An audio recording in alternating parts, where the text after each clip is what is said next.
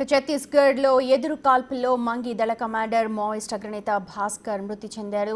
Bijapur national అటవీ ప్రాంతంలో జరుగుతోన్న ఎదురు కాల్పుల్లో మావోయిస్ట్ అగ్రనేత రాష్ట్ర committee member Mailarapu Adelu alias Bhaskar మరణించాడు. భాస్కర్ ఆదిలాబాద్ జిల్లా పొచ్చెర గ్రామానికి చెందిన వ్యక్తి. ఇంటర్ చదువుకున్న భాస్కర్ మావోయిస్టు భావజాలానికి ఆకర్షితుడై అజ్ఞాతంలోకి వెళ్లిపోయాడు. అలా వెళ్లిపోయిన భాస్కర్ దాదాపు 32 సంవత్సరాలు ఇంటి వైపు కూడా చూడలేదని తెలుపుతున్నారు కుటుంబ సభ్యులు. కనీసం సొంత తండ్రి చనిపోయినా స్వగ్రామానికి తిరిగి రాలేదు అంటున్నారు. భాస్కర్ మరణ వార్త విన్న కుటుంబీకులు మృతదేహాన్ని స్వగ్రామానికి అప్పగించాలి అని కోరుతూ ఉన్నారు.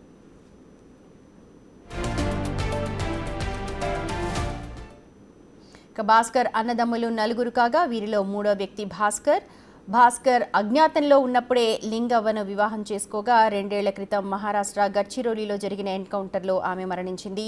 ప్రస్తుతం భాస్కర్ మరణంతో స్వగ్రామం పొచ్చెరలో విషాద ఛాయలు అలుముకొని ఉన్నాయి. ఇప్పుడు 30 సంవత్సరాలు అవుతుంది వాళ్ళకైతే ఇంటికి రాలేదు. ఇప్పుడే ఈ వార్త చేసింది, ఇంటికైతే రాలే. మరి ఆ బాడీ నన్ను ఇస్తారో మేము పోయి తెచ్చుకుంటట్టయితే లేదు. మరి పంపిస్తే ఏదన్నా ఒకటి చేసుకుంటాం కానీ